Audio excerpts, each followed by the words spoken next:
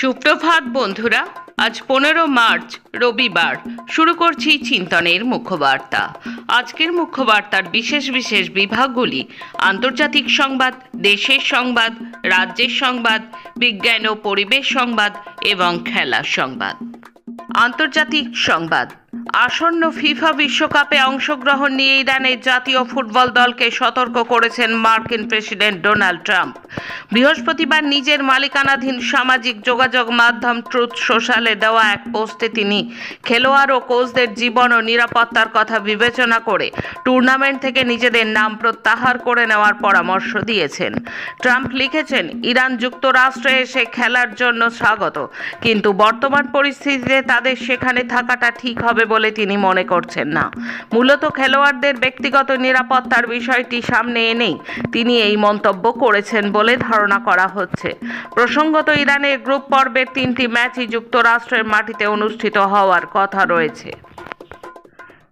ইরাকের পশ্চিমাঞ্চলে মার্কিন বিমান বাহিনীর একটি জ্বালানি সরবরাহকারী বিমান বিধ্বস্ত হয়ে 4 মার্কিন সেনার মৃত্যু হয়েছে। মার্কিন সামরিক বাহিনী শুক্রবারে এই তথ্য নিশ্চিত করেছে। যুক্তরাষ্ট্রের সেন্ট্রাল কমান্ড সেন্টকম সামাজিক যোগাযোগ মাধ্যম এক্সকে দেওয়া এক বিবৃতিতে জানিয়েছে, বিধ্বস্ত KC-135 বিমানটিতে থাকা আরও 2 জন ক্রু সদস্যকে উদ্ধার অভিযান অব্যাহত রয়েছে। বিবৃতিতে দাবি করা হয়, সাধারণ তদন্ত অনুযায়ী এই দুর্ঘটনা কোনো শত্রুপক্ষ বা মিত্রপক্ষের গুলিতে ঘটেনি, তবে ঘটনার সময় সেখানে যুক্তরাষ্ট্রের আরও একটি জ্বালানি সরবরাহকারী বিমান ছিল। বৃহস্পতিবারের এই দুর্ঘটনার কারণ এখনও খতিয়ে দেখা হচ্ছে বলে জানিয়েছে সেন্টকম। ইরানের সামরিক কৌশলের নেপথ্যে রুশ প্রেসিডেন্ট ভ্লাদিমির পুতিনের অদৃশ্য হাত রয়েছে বলে মন্তব্য করেছেন ব্রিটেনের প্রতিরক্ষা মন্ত্রী জন হিলি। উত্তর ইরাকের এরবিলে পশ্চিম বাহিনী একটি ঘাঁটিতে ড্রোন হামলার পর তিনি এই মন্তব্য করেন।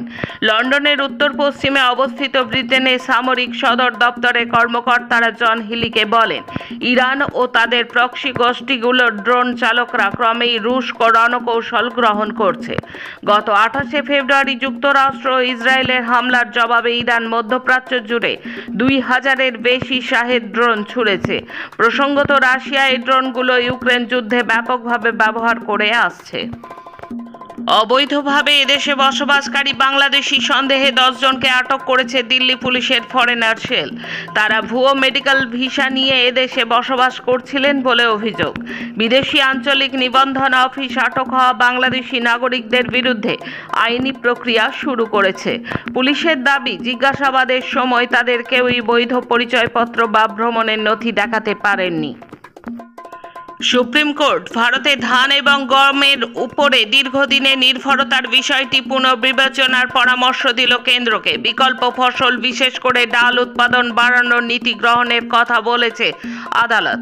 শুক্রবারে কিষাণ মহাপঞ্চায়েতের আবেদনের শুনানিতে প্রধান বিচারপতি সূর্যকান্ত প্রশ্ন তোলেন, দেশে এত ধান গম উৎপাদন আদৌ প্রয়োজন আছে কিনা। পাশাপাশি হলুদ মটরের শুল্কমুক্ত আমদানির প্রভাবও খতিয়ে দেখতে কেন্দ্রকে নির্দেশ দিয়েছে শীর্ষ আদালত। আসছি দেশের খবরে।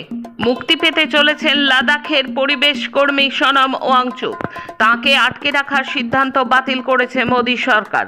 এক প্রকার আচমকাই এই সিদ্ধান্ত নিয়েছে কেন্দ্র। গত সেপ্টেম্বর মাস থেকে, অর্থাৎ দীর্ঘ 6 মাস জেলে বন্দী রয়েছেন তিনি।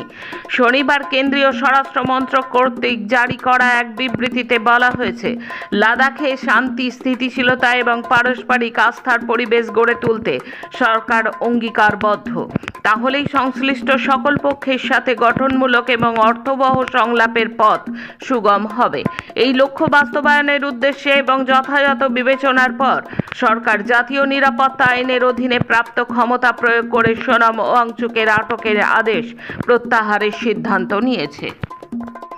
ইন্ডিগো এয়ার ইন্ডিয়ার পর এবার আকাশ এয়ার বিমানের জ্বালানির দাম বেড়ে যাওয়ায় টিকিটের নতুন করে ফুয়েল সারচার্জ বসানোর সিদ্ধান্ত নিয়েছে ভারতের এই বিমান সংস্থা। আরব দুনিয়ায় চলা ভূ রাজনৈতিক উত্তেজনার প্রভাব আরও প্রকট হচ্ছে। বিমান পরিষেবায় তা স্পষ্ট।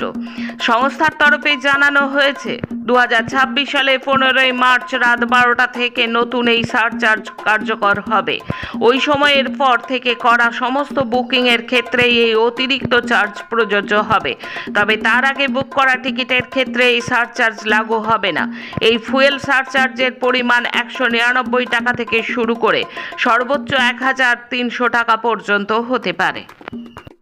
ভারতের বন্দরে আটকে পড়া ইরানের যুদ্ধজাহাজ লাভানের 183 জন কর্মীকে যত দ্রুত সম্ভব নিজেদের দেশে ফেরত পাঠানোর সিদ্ধান্ত নিল নয়াদিল্লি। ভারতের সঙ্গে আন্তর্জাতিক নৌমহড়া মিলন 2026-এ অংশ নিতে ফেব্রুয়ারি মাসে এই দেশের বিশাখাপত্তনমে এসেছিল ইরানের এই যুদ্ধজাহাজটি। কিন্তু একদিকে ইরানের ওপর আমেরিকা ইসরায়েলের হামলা, অন্যদিকে যান্ত্রিক গোলযোগ, এই সব কারণে আটকে পড়েছিল জাহাজটি। মধ্যপ্রদেশের নান্দারবারে বৃহস্পতিবার দিনের তাপমাত্রা উঠেছিল 42.4 ডিগ্রি সেলসিয়াস। মৌসুম ভবনের তথ্য অনুযায়ী এদিন এটাই ছিল দেশের সর্বোচ্চ তাপমাত্রা।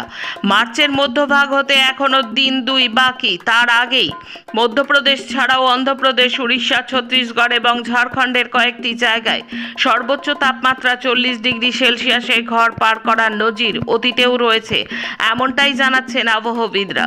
অর্থাৎ মার্চের প্রথম সপ্তাহে তাপপ্রবাহ, এই ঘটনা অতীতেও ঘটেছে। তবে সবকিছুকে ছাপিয়ে হিমাচল প্রদেশে যা ঘটেছে তেমন ঘটনা গত 5 বছরে ঘটেনি, এমনটাই দাবি মৌসুম ভবনের।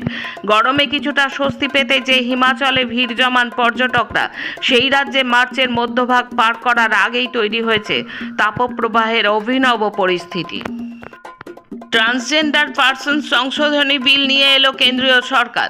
শুক্রবার লোকসভায় এই বিলটি পেশ করেছেন সামাজিক ন্যায় ও সশক্তিকরণ মন্ত্রকের দায়িত্বপ্রাপ্ত কেন্দ্রীয় মন্ত্রী বীরেন্দ্র কুমার।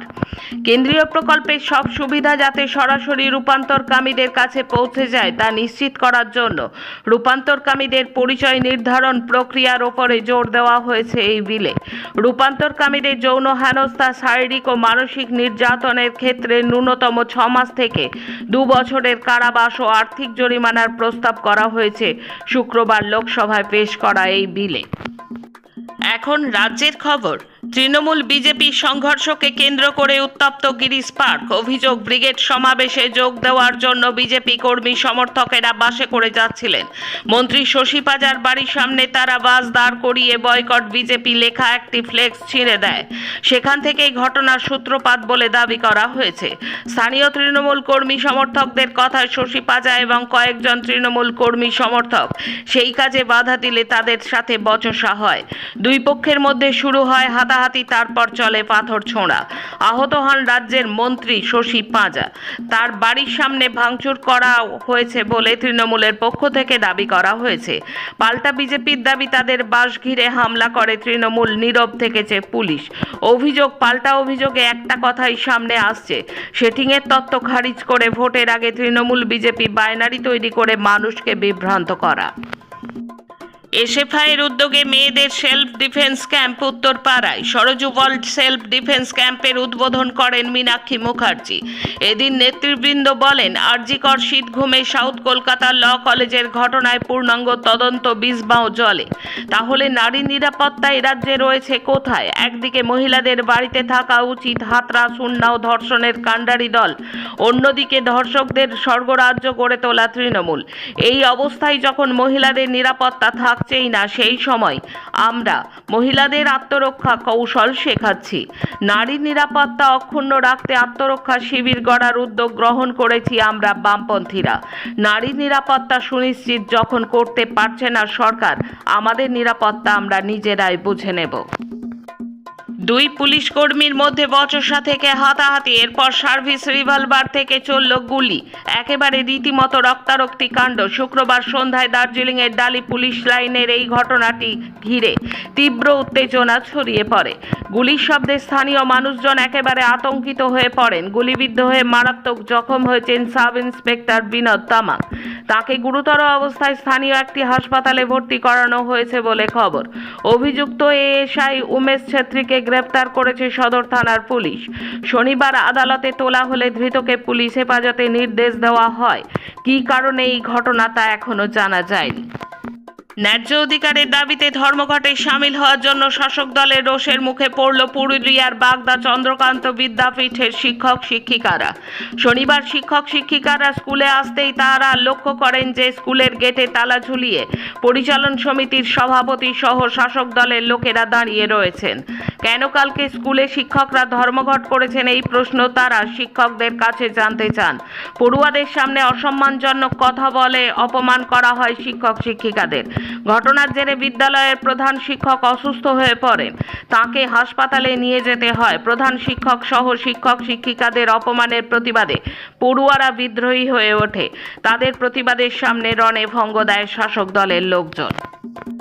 ডাইনি সন্দেহে পিটিয়ে খুনের তালিকায় রয়েছে বীরভূমের আরও এক আদিবাসী মহিলার নাম। এবারের ঘটনাস্থল বীরভূমের ময়ূরেশ্বর থানার বেলিয়া গ্রাম। সেখানেই শুক্রবার রাতে ঘটেছে এমন রোমহর্ষক ঘটনা ঘিরে রীতিমতো থমকে গিয়েছে গ্রাম। পুলিশি টহলে তটস্থ এলাকা। গ্রাম প্রায় পুরুষ শূন্য। নির্মম পাশবিক হামলায় মৃত্যু হয়েছে বৃদ্ধার নাম চুরকি হেমব্রম। তাকে পিটিয়ে খুন করার অভিযোগ উঠেছে গ্রামেরই বাসিন্দা শিবলাল কিস্কু ও তার পরিবারের সদস্যদের বিরুদ্ধে। গ্রাম সূত্রে জানা গেছে শুক্রবার গ্রামে হোলি পরব চলছিল। গ্রামের মানুষ মেতেছিল উৎসবের মেজাজে। রাত 10টা নাগাদ আচমকা চেঁচামেচি শুনে গ্রামের মানুষ জড়ো হন শিবলালের বাড়ির সামনে। সেখানেই দেখা যায় রক্তাক্ত অবস্থায় পড়ে রয়েছে চুরকি হেমব্রমের দেহ। ক্ষতবিক্ষত হয়েছে ধারালো অস্ত্রের আঘাতে। ততক্ষণে প্রাণও বেরিয়ে গিয়েছে মহিলার। প্রত্যক্ষদর্শীদের দাবি প্রথমে লাঠির আঘাত, পরে কুড়ুল দিয়ে কুপিয়েই খুন করা হয়েছে মহিলাকে। ঘটনা ঘিরে রীতিমতো উত্তেজনা ছড়িয়েছে গ্রামে। খবর পেয়ে গ্রামে পৌঁছে অভিযুক্ত শিবলাল কিস্কু সহ 5 জনকে গ্রেপ্তার করেছে পুলিশ। আরও 25 জনকে আটক করা হয়েছে বলে জানা গেছে পুলিশ সূত্রে। বিজ্ঞান ও পরিবেশ সংবাদ। হিমালয় পার্বত্য এলাকা থেকে মথের 2টি নতুন প্রজাতি আবিষ্কার করেছেন ভারতীয় প্রাণী সর্বেক্ষণের অর্থাৎ ZSI এর বিজ্ঞানীরা। ZSI জানিয়েছে এই 2টি নতুন প্রজাতির নাম কুলশেরা হলওয়াই এবং আসুরা বক্সা। এই আবিষ্কারের কথা জুটেক্সা জার্নালে প্রকাশিত হয়েছে। প্রাণী সর্বেক্ষণের অধিকর্তা ধৃতি বন্দ্যোপাধ্যায় বলেন, এই ধরনের আবিষ্কার জীববৈচিত্র্যের সম্ভারের ক্ষেত্রে খুবই গুরুত্বপূর্ণ। শেষে খেলার খবর। ইংলিশ প্রিমিয়ার লিগ ফুটবলে আর্সেনাল তাদের আধিপত্য বজায় রেখে এভারটনকে 2-0 গোলে পরাজিত করেছে এবং অন্য ম্যাচে চেলসি 1-0 ব্যবধানে নিউক্যাসল ইউনাইটেডের কাছে হেরেছে। পোল ভল্টে আবারও বিশ্ব রেকর্ড গড়েছেন আর্মান্দ মন্ডো ডুপ্লান্টিস। 12 মার্চ সুইডেনের আফসালায় মন্ডো ক্লাসিক ইনডোর মিটিংয়ে 15তম বারের মতো বিশ্ব রেকর্ড গড়েন সুইডিশ কিংবদন্তি। আজকের মুখ্য বার্তা এই পর্যন্ত। নমস্কার।